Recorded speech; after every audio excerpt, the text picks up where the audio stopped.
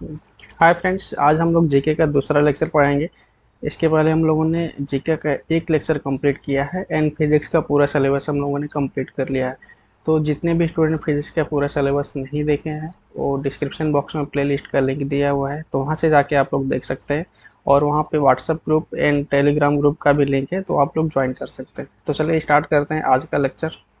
और आज है 3 जून है, 19 जून को आप लोगों का एग्ज़ाम होना है, तो 15 दिन लगभग आपके पास और बचे हैं।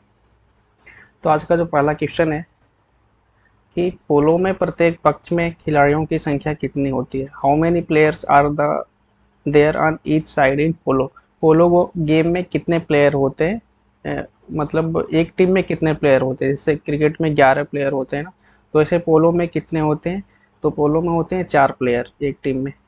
Option number C right answer है। एक टीम में 4 प्लेयर होते हैं पोलो गेम में।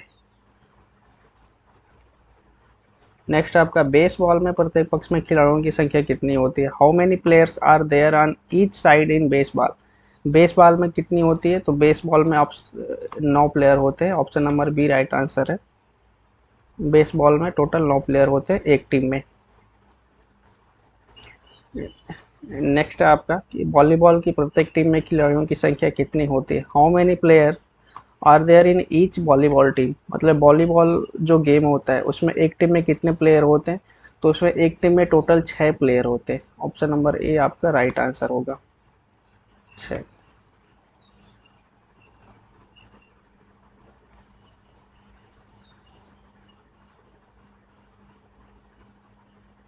नेक्स्ट है आपका कि बास्केटबॉल के प्रत्येक पक्ष में खिलाड़ियों की संख्या कितनी होती है। How many players are there in each side of basketball. Basketball में एक टीम में जो प्लेयर की संख्या होती है वो होती है 5 होती है, तो ऑप्शन नंबर डी आपका राइट आंसर हो जाएगा। बास्केटबॉल में एक टीम में कितने प्लेयर होते हैं, 5 प्लेयर होते हैं।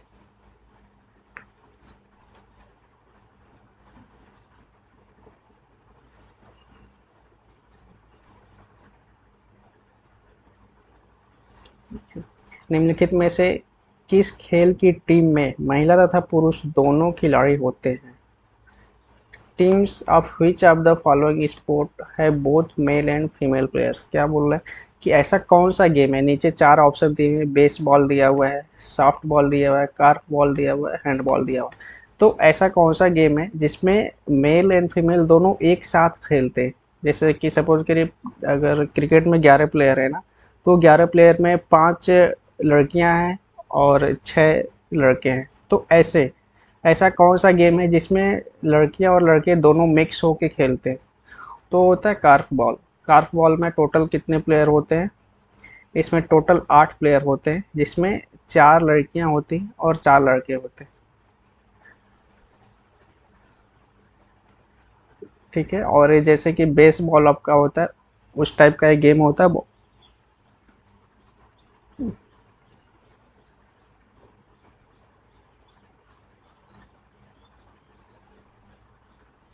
क्वेश्चन नंबर 32 देखिए, किसी अंतर्राष्ट्रीय फुटबॉल मैच की समयावधि कितनी होती है।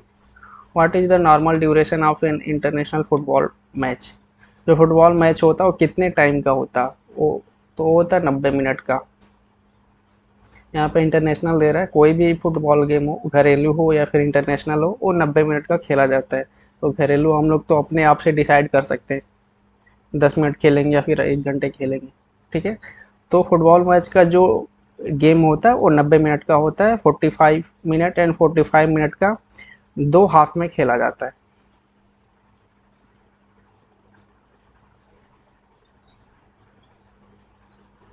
नेक्स्ट आपका किस सॉरी बॉम्बे बॉम्बर किस अंतर्राष्ट्रीय क्रिकेटर का उपनाम है।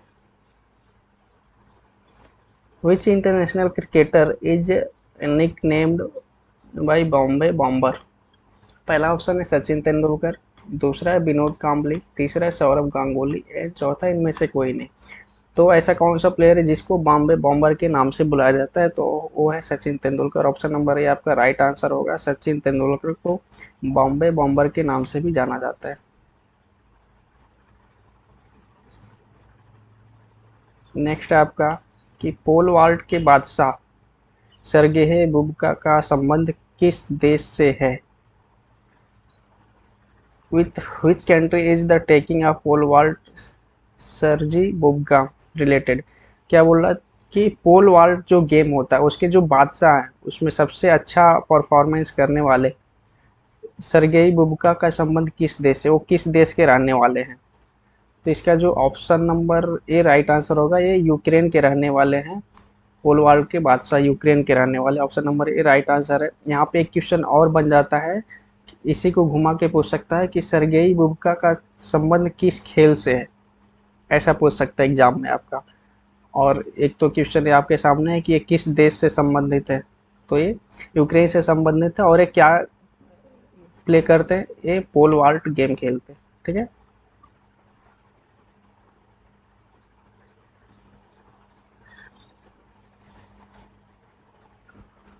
अगला क्वेश्चन है साइकिलिंग का खेल परिसर क्या कहलाता है। जो साइकिलिंग गेम होता है वो जिस ग्राउंड में होता है उसको क्या बोलते हैं हम लोग। What is the cycling sports complex called. पहला वेलोड्रम, दूसरा है रिंक, तीसरा है रेंज एंड चौथा है कोर्स। तो option number A right answer होगा। जो साइकिलिंग गेम होता है उसके ग्राउंड को हम लोग वेलोड्रम बोलते हैं।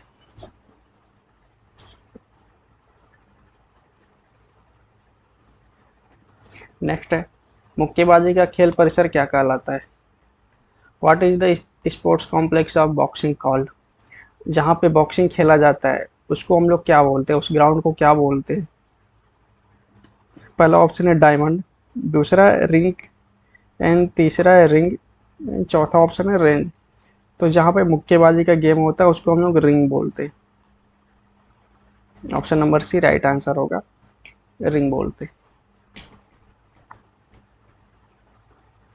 नेक्स्ट है 37 नंबर, घुड़सवारी का खेल परिसर क्या कहलाता है। What is the equestrian sports complex called. पहला वेलोड्रम, दूसरा है एरिना एंड तीसरा है कोर्स एंड चौथा है ग्रीन्स। तो इसमें से ऐसा कौन सा नाम है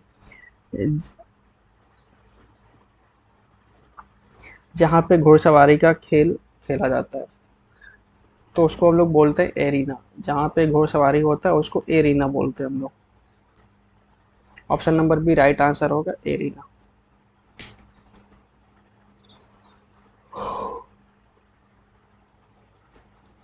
क्वेश्चन नंबर 38 है गोल्फ प्लेयर विजय सिंह का संबंध किस देश से है। पहला sorry golf player Vijay Singh is related to which country. जो गोल्फ के प्लेयर है विजय सिंह, बहुत ही फेमस प्लेयर है, ये किस कंट्री के रहने वाले हैं। तो पहला ऑप्शन दिया ऑस्ट्रेलिया एंड दूसरा ऑप्शन है न्यूजीलैंड एंड तीसरा ऑप्शन है यूक्रेन एंड चौथा ऑप्शन है फिजी। यहाँ पे देख सकते हैं जो विजय सिंह नाम है वो पूरा का पूरा इंडियन नेम है, बट यहाँ पे इंडिया का नाम दिया नहीं। विजय सिंह सोच के सुन के ना कोई भी इंडिया का नाम ऑप्शन में राइट आंसर लगाएगा, बट ये इंडिया के रहने वाले नहीं है, ये फिजी कंट्री जो है फिजियन, वहाँ के रहने वाले हैं विजय सिंह। ठीक है, क्वेश्चन नंबर 39 देखिए। 39 है स्केटिंग खेले जाने वाले स्थान को क्या कहा जाता है। The place where skating is played is called. पहला ऑप्शन है रिंक, दूसरा ऑप्शन है रेंज, तीसरा है कोर्स एंड चौथा है ग्रीन्स। तो जहाँ पे स्केटिंग खेला जाता है उसको हम लोग बोलते हैं रिंक। बॉक्सिंग के ग्राउंड को क्या बोलते हैं, रिंग बोलते हैं। और जो स्केटिंग खेला जाता है उसको हम लोग रिंक बोलते हैं।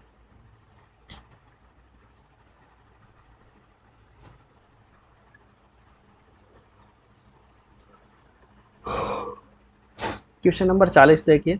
किस खेल का खेल परिसर कोर्स कहलाता है। The sports complex of which sport is called course. किस गेम के ग्राउंड को हम लोग कोर्स बोलते हैं।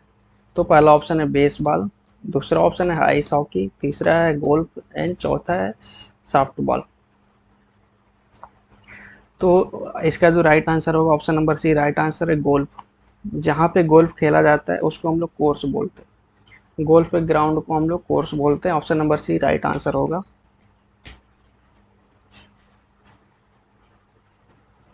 निम्नलिखित में से किस कप का संबंध लॉन टेनिस से है। विच of the following cup is associated with lawn tennis? पहला ऑप्शन है डेविस कप, दूसरा ऑप्शन है सुब्रोतो कप, तीसरा है नेहरू कप, एंड चौथा इनमें से कोई नहीं। तो इनमें से ऐसा कौन सा ऑप्शन है, कौन सा कप है जो लॉन टेनिस से संबंधित है? तो जो डेविस कप होता है वो लॉन टेनिस में खेला जाता है। Option number A right answer है आपका, डेविस कप।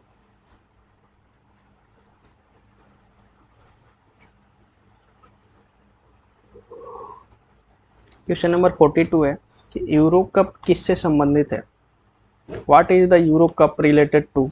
पहला ऑप्शन है फुटबॉल, दूसरा है क्रिकेट एंड तीसरा है पोलो, चौथा ऑप्शन है आपका मुक्केबाजी। तो ऐसा कौन सा गेम है जिसमें यूरो कप खेला जाता है? तो आपका जो राइट आंसर होगा फुटबॉल। फुटबॉल में यूरो कप प्ले किया जाता है।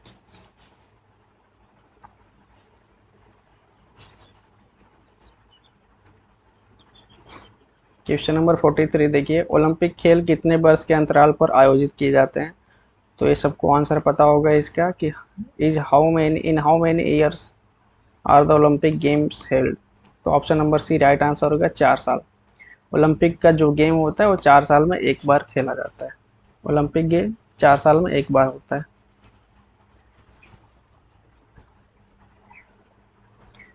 किस वर्ष भारत ने ओलंपिक खेलों में हॉकी का पहला स्वर्ण पदक जीता था? In which year India won the first gold medal in hockey in the Olympic games? हॉकी का पहला गोल्ड मेडल कौन से ओलंपिक में जीता गया था? क्या पूछ रहा है कि हॉकी का जो पहला गेम गोल्ड मेडल है वो कौन से ओलंपिक में जीता गया था? तो इसका option number D right answer होगा, जो 1928 में ओलंपिक हुआ था उसमें इंडिया ने पहला गोल्ड मेडल जीता था ओलंपिक में, हॉकी, ओलंपिक के हॉकी गेम में। क्वेश्चन नंबर 45 देखिए, क्रिकेट में पिच की लंबाई कितनी होती है? What is the length of the pitch in cricket? पहला 20.2 मीटर, दूसरा है 20.12 मीटर एंड तीसरा है 25 गज एंड चौथा है 20.12 गज। तो इसका जो राइट आंसर होगा option number B right answer है कि 20.12 मीटर। क्रिकेट में का जो पिच होता है वो 20.12 मीटर लंबा होता है, उसका लंबाई।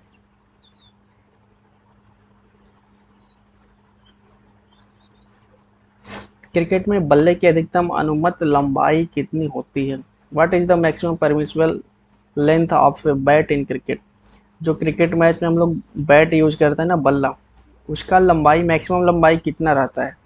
तो उसका जो मैक्सिमम लंबाई है 38 इंच रहता है। Option number C right answer है, बल्ले का मैक्सिमम लंबाई 38 इंच रहता है।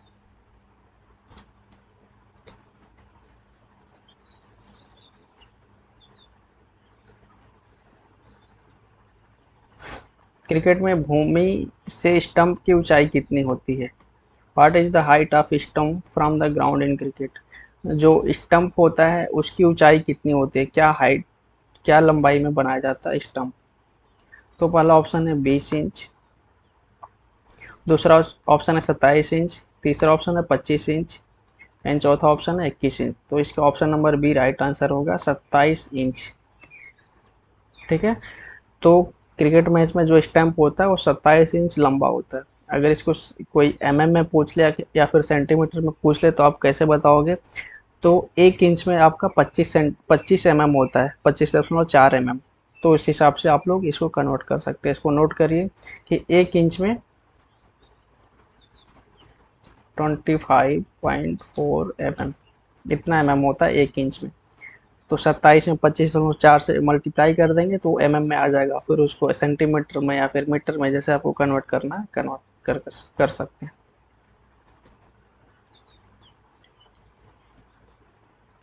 अगला क्वेश्चन है कि फुटबॉल में गोल पोस्ट की चौड़ाई कितनी होती है? What is the width of the goal post in football match? Football match में जो गोल पोस्ट होता है वो कितना चौड़ा होता है? पहला ऑप्शन है 5.54 मीटर, दूसरा ऑप्शन है 7.51 मीटर, तीसरा ऑप्शन 7.32 मीटर और चौथा है 4.57 मीटर। तो इसका जो राइट आंसर है ऑप्शन नंबर सी होगा, 7.32 मीटर। ठीक है, 7.32 metre. Option number C right answer है, 7.32 मीटर।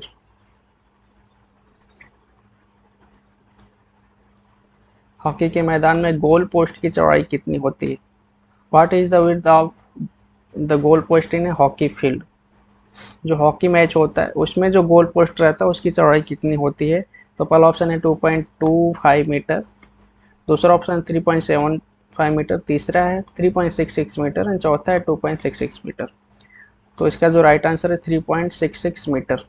गोल पोस्ट आप समझ रहे हो ना क्या होता है?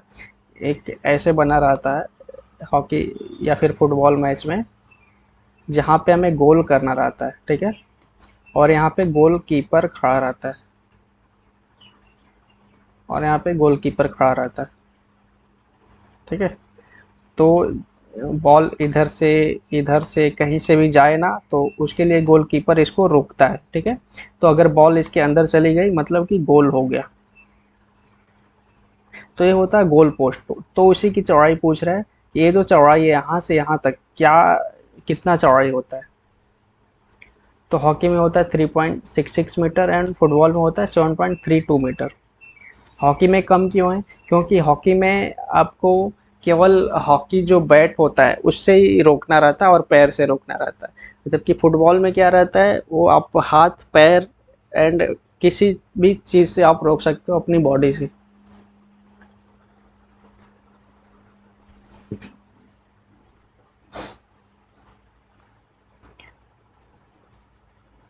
अगला क्वेश्चन है और आज का लास्ट क्वेश्चन है आज के लेक्चर का, कि बैडमिंटन में नेट की जमीन से ऊंचाई कितनी होती है? What is the height of the net in the badminton from the ground? पहला ऑप्शन है 1.55 मीटर, दूसरा है 1.6 मीटर, तीसरा है 1.66 मीटर एंड चौथा ऑप्शन है 1.59 मीटर। तो आपका जो राइट आंसर होगा, चौथा ऑप्शन राइट आंसर है 1.59 मीटर। बैडमिंटन में नेट की ज़मीन से ऊंचाई जो होती है वो होती है 1.59 मीटर। तो ऑप्शन नंबर डी आपका राइट आंसर है। ये था आज का लास्ट क्वेश्चन, और मिलते हैं अगले वीडियो में नए क्वेश्चन के साथ। तो वीडियो कैसा लगा आप लोग कमेंट बॉक्स में ज़रूर बताएं, और वीडियो को ज़्यादा से ज़्यादा शेयर करें and WhatsApp group and Telegram group भी आप लोग ज्वाइन करें। Thanks for watching.